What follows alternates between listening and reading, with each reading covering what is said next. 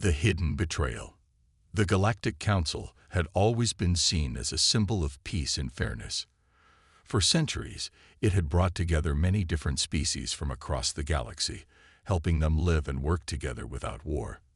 They made the rules, settled disputes, and kept balance. Humanity had joined the Council only a few decades ago, but quickly became one of the most powerful members. However, not everyone in the Council was happy with humanity's rise. Some species feared how fast humans were advancing. They were expanding their colonies, building powerful ships, and making technological breakthroughs that other species could only dream of. Behind closed doors, the most powerful members of the Council began to worry that humanity would soon become too strong to control. The Council members met in secret. The leaders of the 5 most influential species, each more alien and strange than the next, gathered in a hidden chamber deep within the capital planet. Their faces were stern, their eyes cold, as they discussed the future of humanity. "We cannot allow this," said one of the counselors, a tall, thin being with silver skin and large, glowing eyes. "Humans are growing too fast. They have already surpassed many of our people in technology and military strength." The others nodded in agreement. They knew it was true. No one had expected humanity to become such a threat in such a short time. "But what can we do?" another counselor asked, their voice slow and thoughtful. "If we attack them openly, we risk war. Humanity is strong, and they will not hesitate to defend themselves.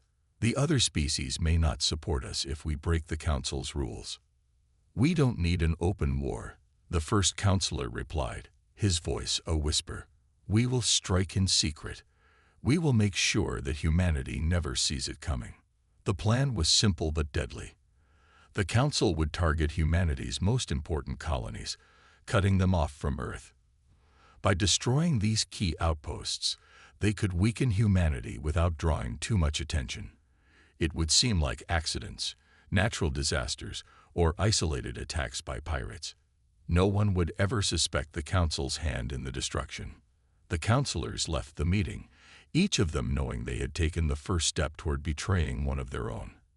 They would not rest until humanity was crushed. Back on Earth, humanity had no idea what was coming. People were living their lives, enjoying the peace and security that the Galactic Council had promised them. They believed in the Council's fairness and trusted them to keep the galaxy safe. Human leaders met with Council members regularly, discussing trade deals, technology exchanges, and ways to keep the galaxy united. In the capital city of Earth, high-ranking officials gathered to discuss their future in the Council. They were excited about the new developments in space travel and defense technology. Humanity had just finished building a fleet of advanced warships, stronger and faster than anything the galaxy had ever seen. They believed that they were on the verge of a golden age, where humanity would stand at the forefront of the galaxy. However, not everyone was so optimistic. General Marcus Kane, one of Earth's most respected military leaders, had his doubts. He had been watching the Council closely for years, noticing small signs that something wasn't right. His instincts told him that the Council wasn't as peaceful as it seemed. "The Council is hiding something," Kane said during a meeting with Earth's leaders. "They've become too secretive. I don't trust them anymore." Many in the room dismissed his concerns, believing that the Council would never betray them. But Kane couldn't shake the feeling that something terrible was about to happen. Meanwhile, in the darkest corners of the galaxy, the Council's plan was already in motion. Saboteurs were being sent to key human colonies. Hidden fleets were being prepared for a surprise attack.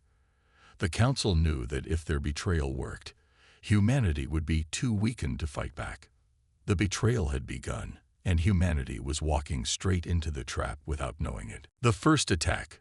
The first attack came without warning. On the quiet colony of New Horizon, the people were going about their normal day. Farmers tended to their crops, children played in the open fields, and workers went about their business in the city center. New Horizon was one of humanity's most successful colonies, a shining example of human achievement on a distant world. No one was prepared for what happened next. High above the planet, Hidden in the shadow of a nearby moon, a fleet of ships silently approached. These weren't pirate ships or rogue fighters. They belonged to the Galactic Council, but they bore no symbols or marks to identify them. The Council had sent these ships in secret, using them to carry out the betrayal without leaving any trace of their involvement. Suddenly, the sky over New Horizon darkened. The colony's people looked up, confused at first, thinking it might be a storm. But then the ships appeared, cutting through the clouds like blades. They moved fast, spreading out over the colony with terrifying precision. Alarms rang out across the city as people began to realize they were under attack. Without a word of warning, the ships opened fire. The energy blasts tore through buildings and farmland, leaving destruction in their wake. Homes were reduced to rubble, fields were set ablaze, and people ran in every direction, trying to escape the chaos. The colony's defense systems, caught off guard, scrambled to respond, but they were no match for the advanced technology of the attackers. The ships targeted the colony's key infrastructure, power plants, communication centers, and transport hubs, crippling the colony in a matter of minutes. General Marcus Kane, stationed on Earth, was the first to receive the distress signal from New Horizon. He watched in horror as the message came through, a desperate call for help from the colony's governor. The video feed showed burning buildings, explosions, and terrified civilians running for their lives. "We're under attack," the governor shouted over the transmission. "We don't know who they are. Our defenses are falling apart. We need help now." Kane immediately sprang into action. He ordered Earth's military command to send reinforcements, but they were hours away. The distance between Earth and New Horizon was too great, and the colony didn't have that much time. Back on New Horizon, the situation grew worse by the minute.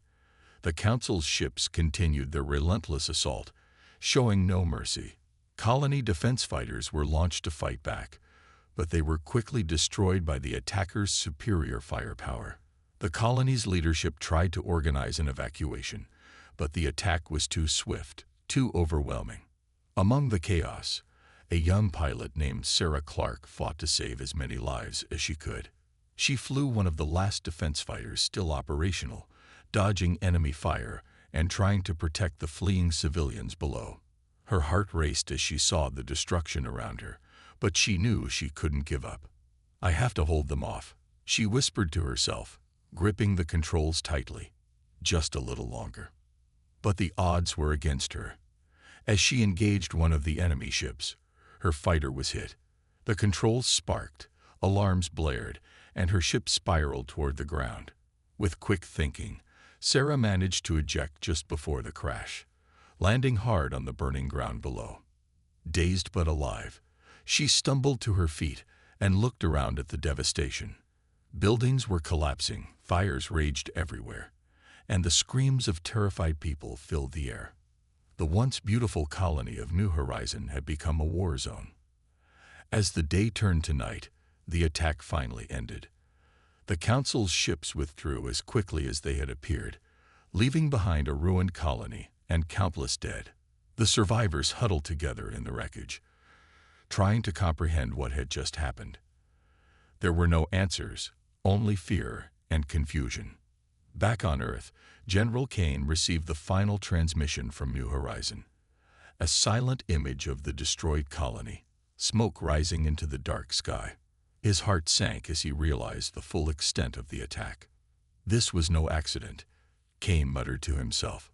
Someone planned this. The first attack had come and gone, but it was only the beginning. Humanity had been caught off guard, but they would not remain blind for long. The Galactic Council had made their move, and soon the humans would discover the truth. Discovery of the truth. General Marcus Kane couldn't shake the feeling that something was wrong. The attack on New Horizon was too well organized, too precise. It didn't feel like a random pirate raid or an accident. It felt planned. Kane had spent years studying military tactics, and he knew when something wasn't adding up. Back at Earth's military command, Kane paced in front of the large screen displaying the wreckage of New Horizon. The images from the colony haunted him. Buildings turned to ash, bodies strewn across the ground, and the cold silence of space hanging over it all. It was clear that whoever had attacked wanted to send a message. But what was that message? And why had New Horizon been the target? Kane had his suspicions. He couldn't help but think back to the Galactic Council's recent meetings. Something had changed in their attitude toward humanity. There had been whispers of fear, other species seeing humans as too ambitious, too dangerous. But to attack an entire colony, that didn't seem like the Council's usual way of handling things. Kane sat down at his desk and opened a private communication link with one of his contacts, a man named Dr. Ilias Ford. Ford was a scientist who had once worked closely with the Galactic Council, specializing in tracking deep space signals and communications. If anyone could find the hidden truth behind this attack, it was Ford. "I need you to do something for me," Kane said after explaining the situation. "I have a feeling this attack wasn't random. I want you to scan for any unusual communications between the Council and the fleets that attacked New Horizon. Anything that seems out of place." Ford agreed, and over the next few days, he worked around the clock, scanning encrypted signals, searching through old data logs, and analyzing intercepted transmissions. It was a slow, tedious process, but eventually, something strange caught his attention. Late one night, Ford called Kane, his voice tense with urgency. "I found something," he said. "There's a series of coded messages sent just before the attack on New Horizon. They're heavily encrypted, but the source is clear: the Council." Kane's heart pounded. The Galactic Council. Exactly. These messages were sent to a fleet stationed near New Horizon sector. The timing matches up perfectly with the attack. It's no coincidence, Marcus. The Council knew about this. Kane sat back in his chair, the weight of the discovery sinking in. It was worse than he had thought. The Council wasn't just aware of the attack. They were behind it. They had ordered the destruction of New Horizon. But why? What could make the Council, an organization built on peace and cooperation, turn on one of its own members?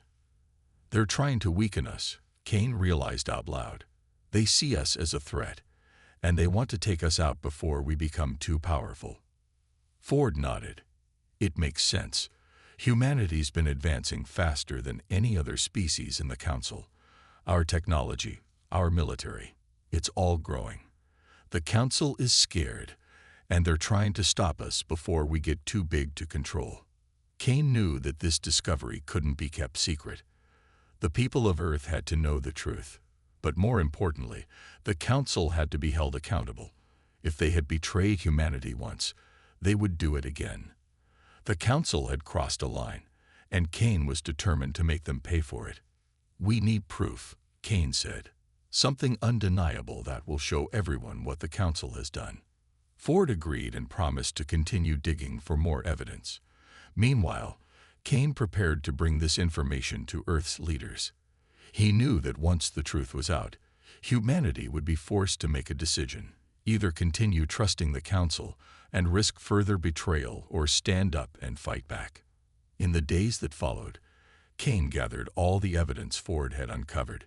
He presented the findings to Earth's government, showing them the encrypted messages, the timing of the attacks, and the clear involvement of the Council. The room fell silent as the leaders processed the shocking truth. "This means war," one of the officials finally said, her voice heavy with anger. Kane nodded. "Yes, it does. The Council has betrayed us. Now, it's time for humanity to strike back." The call to arms. The truth was out. The Galactic Council had betrayed humanity. General Marcus Kane's revelations had sent shockwaves through Earth's leadership. No one could believe that the very organization sworn to keep peace in the galaxy had secretly attacked one of humanity's colonies. But the evidence was undeniable. And now the question was simple: what should humanity do next? In a high-level meeting at Earth's Central Command, the planet's top military and government officials gathered to decide their response.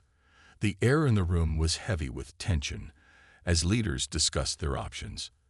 Anger filled the hearts of everyone present, But they knew that rushing into a war without preparation would be a mistake. The Council was powerful, and many other species still followed its commands. "We have no choice," Kane said, his voice firm and clear. "The Council has declared war on us, whether they admit it or not. If we don't fight back, they will continue to attack our colonies and eventually come for Earth itself." The room fell silent for a moment. No one doubted Kane's words. The Council had already struck once, and there was no reason to believe they wouldn't do it again. Still, the idea of war was frightening. The Council controlled a massive fleet and had allies across the galaxy. "But we can't take them on alone," one of the government officials said, breaking the silence. "The Council has many species on their side. If we challenge them, they'll bring their entire fleet against us." Kane nodded, having already thought about this. "We don't need to fight alone. There are species out there who don't fully trust the Council. Some of them are tired of the Council's control and may be willing to join us. We need to reach out to them, offer them a chance to break free from the Council's rule." The idea gave the room some hope. If humanity could gather allies, their chances of survival would increase. But even with potential support, the first step was clear.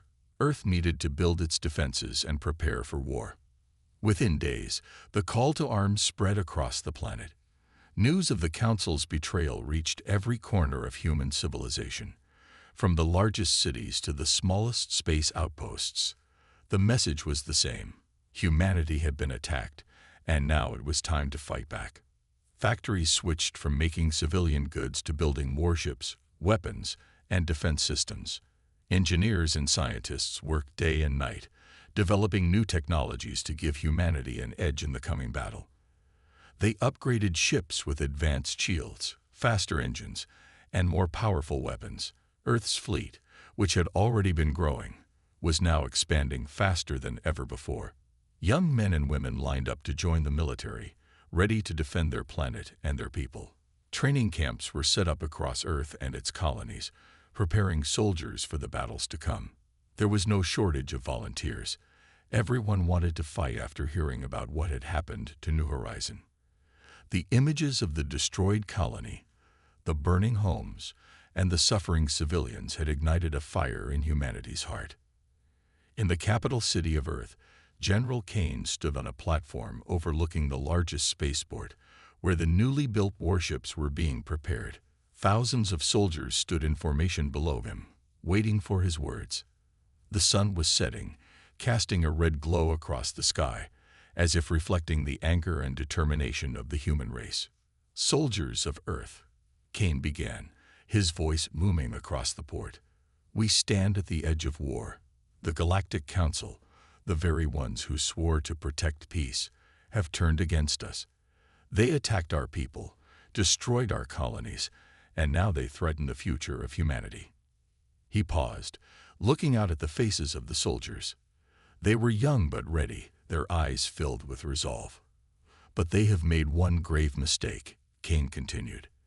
"They underestimated us. They thought they could break us with a single attack. But we are stronger than they know. We are united. We are human." The soldiers cheered, their voices echoing through the air. Kane felt a surge of pride. He knew that humanity had a difficult fight ahead, but they were ready. They would not go down without a fight. "Prepare yourselves," Kane said, his voice lowering but still firm. "The time has come to strike back. We will show the Council that humanity will not be defeated. We will take the fight to them, and we will win." As the soldiers prepared for war, the entire planet of Earth was transformed. Humanity was united as never before, driven by the need for justice and survival. The call to arms had been answered, and now the galaxy would see what humanity was truly capable of. Humanity's strategic counterattack. The time for talking was over. Humanity was ready to strike back. After months of preparation, the fleet was complete, warships armed with the most advanced weapons Earth had ever built. General Marcus Kane and his team had carefully planned their next move. It wasn't enough to defend themselves. Humanity needed to show the Galactic Council that they were not to be underestimated. In a hidden military base, far from prying eyes, Kane and his top officers gathered around a large holographic map of the galaxy. The map showed the key locations of the Council's forces, their supply lines, and their weak points. Kane knew that to win this war, they had to be smart. A direct attack on the Council's capital would be suicide. Instead, they needed to strike at the Council's vulnerabilities. "We need to hit them where they don't expect it," Kane said, his eyes scanning the map. "Their supply routes, their smaller bases, we cut them off, weaken their forces, and force them to spread thin. Once they're on the defensive, we can go after their core systems." One of his officers, Commander Alice Reynolds, pointed to a sector on the edge of Council-controlled space. "This area here," she said, zooming in on the map. "It's lightly defended, but it's a major hub for their trade and supplies. If we can take it, we'll disrupt their entire logistics chain. Without supplies, their fleets won't be able to operate at full strength." Kane nodded, impressed. It was a bold plan, but it made sense. If they could cripple the Council's supply lines, they would slow down their military and force them to retreat to protect their resources. It was exactly the kind of move that could shift the balance of power. "Good," Kane said. "We'll hit that hub first. But we need to be fast and precise. If they catch wind of what we're doing, they'll send reinforcements, and we'll be outnumbered."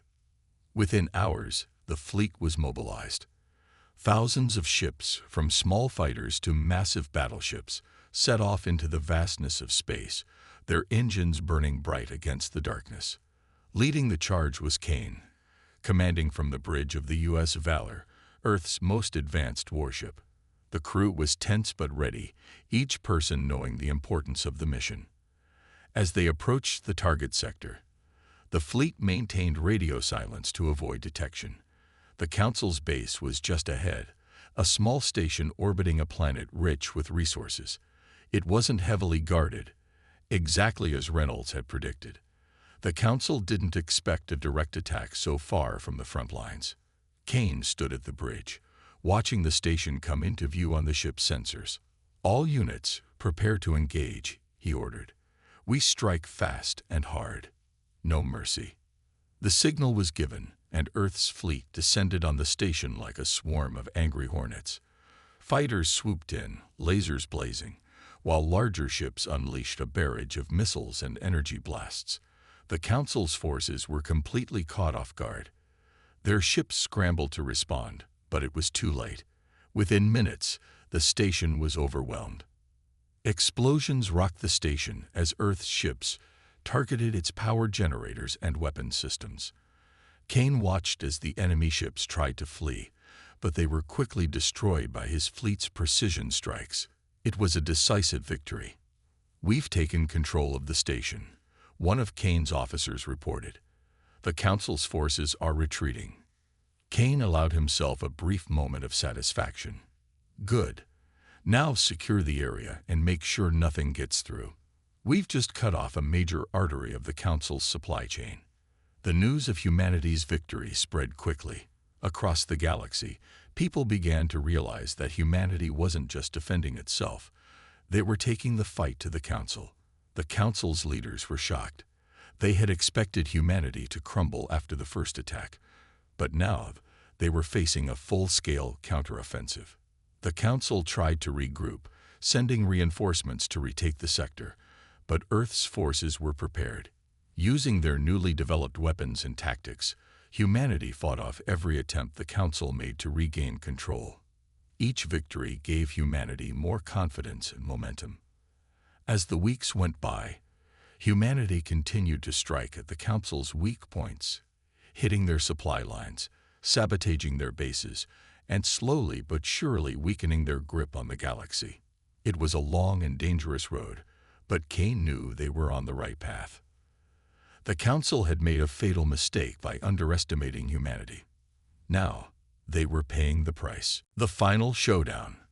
The galaxy was on edge. After months of fierce battles and strategic strikes, the conflict between humanity and the Galactic Council had reached its climax. The Council's once mighty fleets were in disarray, their resources dwindling. Humanity had seized the initiative and was now preparing for the final confrontation that would decide the fate of the galaxy. General Marcus Kane stood on the bridge of the U.S. Valor, watching as the vast expanse of space stretched out before him.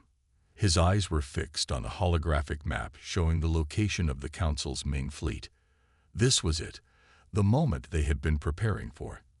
The Council's fleet was anchored in the orbit of their central command station, a heavily fortified stronghold that had remained untouched throughout the war. Kane turned to his officers, his face serious but resolute. "This is our chance to end this once and for all," he said. "The Council's fleet is cornered. We have the advantage, but we need to be smart. They're going to throw everything they have at us to defend their command station. We have to break through their defenses and take down their flagship." Commander Alice Reynolds stepped forward, pointing to the map. "We've identified the weak points in their defenses. Their shield generators are concentrated in this sector. If we can target them, we'll create a breach that will allow us to launch our final assault." Kane nodded. "All right, prepare the fleet for battle. We'll launch a coordinated attack on their shield generators. Once we've broken through, we push straight for the flagship. Everyone, remember, this is our last chance to make it count." The space around the command station was filled with tension. The Council's ships, though battered, were still formidable. They formed a dense defensive line around their flagship, ready to protect it at all costs. Humanity's fleet, led by the U.S. Valor, approached with determination and precision. As the battle began, the space erupted into chaos. Lasers and missiles streaked through the darkness, colliding with enemy ships and exploding in brilliant flashes. Earth's ships, agile and fast, darted around the battlefield, targeting the Council's shield generators with pinpoint accuracy. Kane's voice came through the comms, calm but firm. "Focus on those generators. We need to bring down their shields quickly." The crew of the U.S. Valor worked with coordinated skill. Fighters swooped in, dodging enemy fire as they unleashed their own missiles at the shield generators. The Council's ships fought back fiercely, but they were struggling to keep up with the relentless assault. Commander Reynolds monitored the battle from the tactical station. "We're making progress," she reported. "The generators are taking heavy damage. We'll have a breach soon." Suddenly, a burst of static interrupted the comms. Kane's eyes widened as he saw the Council's flagship launching a counteroffensive. Massive energy beams erupted from its cannons, aimed directly at humanity's fleet. The flagship was making a desperate attempt to turn the tide of battle. "We need to neutralize that flagship before it can do any more damage," Kane ordered. "All ships, concentrate your fire on the flagship." Humanity's fleet redirected its fire, focusing on the massive Council flagship. The combined assault of lasers, missiles, and torpedoes hammered the flagship's defenses. The flagship's shields flickered and faltered under the relentless barrage. Kane watched as the shield generators finally went down, creating a breach in the Council's defenses. "Now's our chance," he shouted. "Launch the assault." With a roar, Earth's fleet surged forward. The U.S. Valor led the charge, its cannons blazing as it tore through the weakened defenses and closed in on the flagship. The flagship, now vulnerable, was surrounded by Earth's ships, which pounded it with concentrated fire. Inside the flagship, Counselor Varric watched in horror as his once mighty vessel was battered from all sides. "We can't hold out much longer," he shouted to his officers. "Prepare for emergency evacuation." But it was too late. The flagship's hull cracked and buckled under the relentless assault. With a final, massive explosion, the flagship was destroyed, sending debris scattering across space. The Council's remaining ships, now leaderless and demoralized, began to retreat. Earth's fleet pressed the advantage, forcing the remaining Council forces to flee.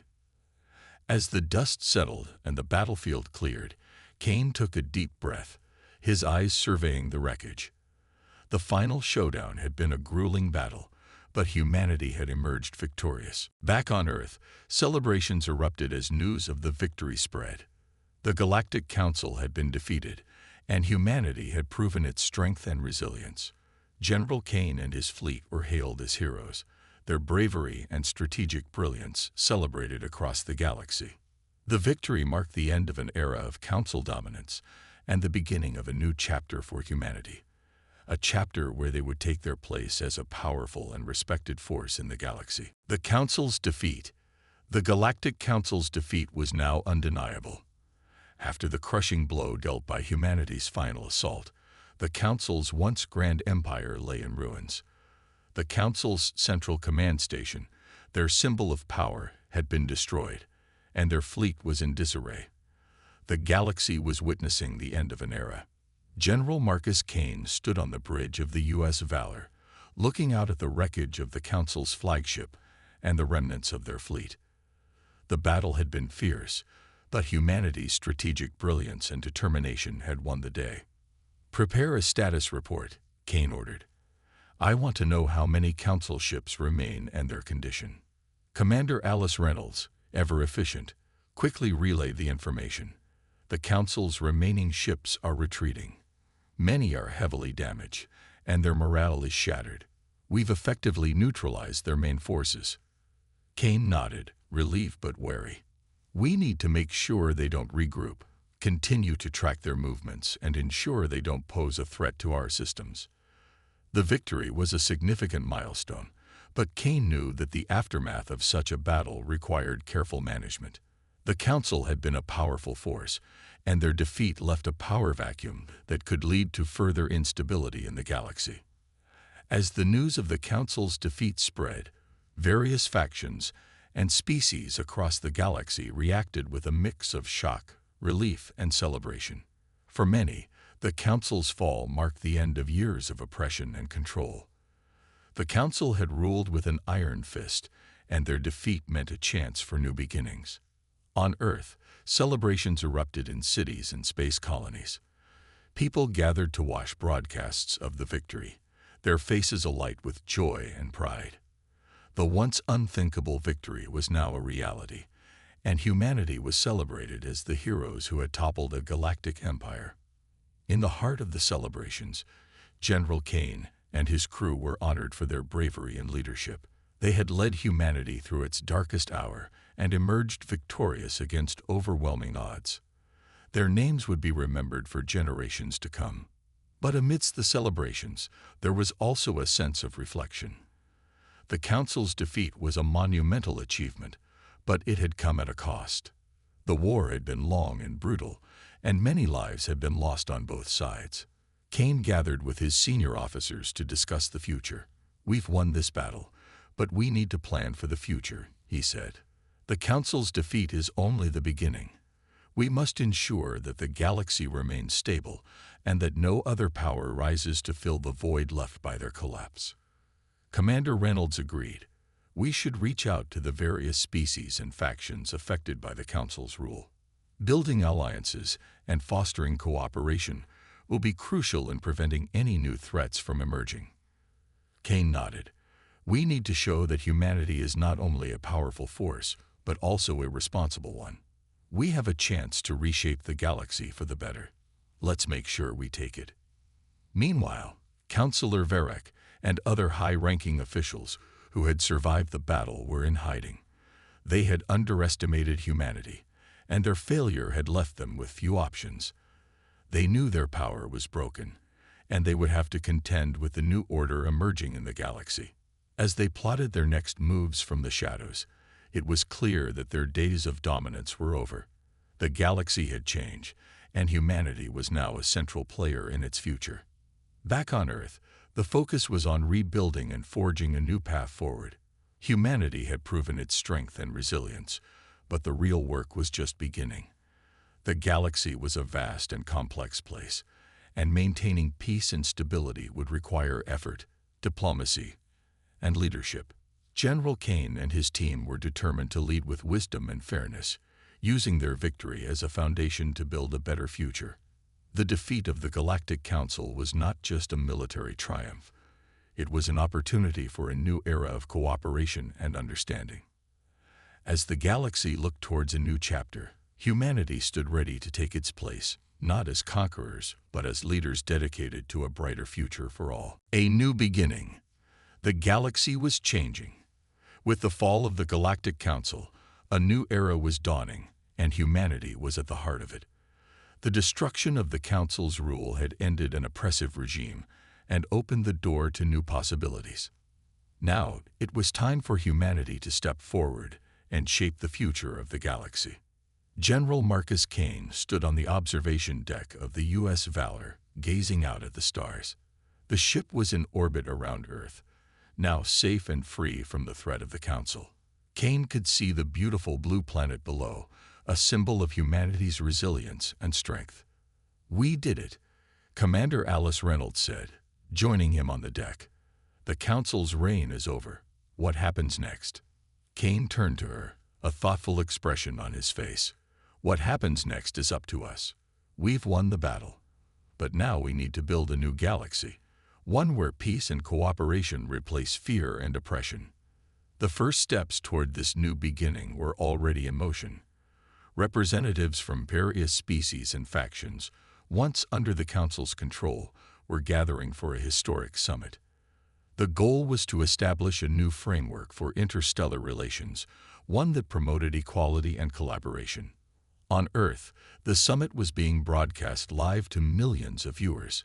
People watched with hope and anticipation as leaders from different worlds came together. The atmosphere was one of cautious optimism. After years of conflict and division, the galaxy was poised for a fresh start. The summit began with a speech from General Kane. He stood before the assembled leaders, his words filled with sincerity and hope. "We have fought hard for this moment," Kane said. "We have fought for a future where every voice is heard, where every species can live without fear. Let us use this opportunity to create a galaxy that values cooperation over conflict, unity over division.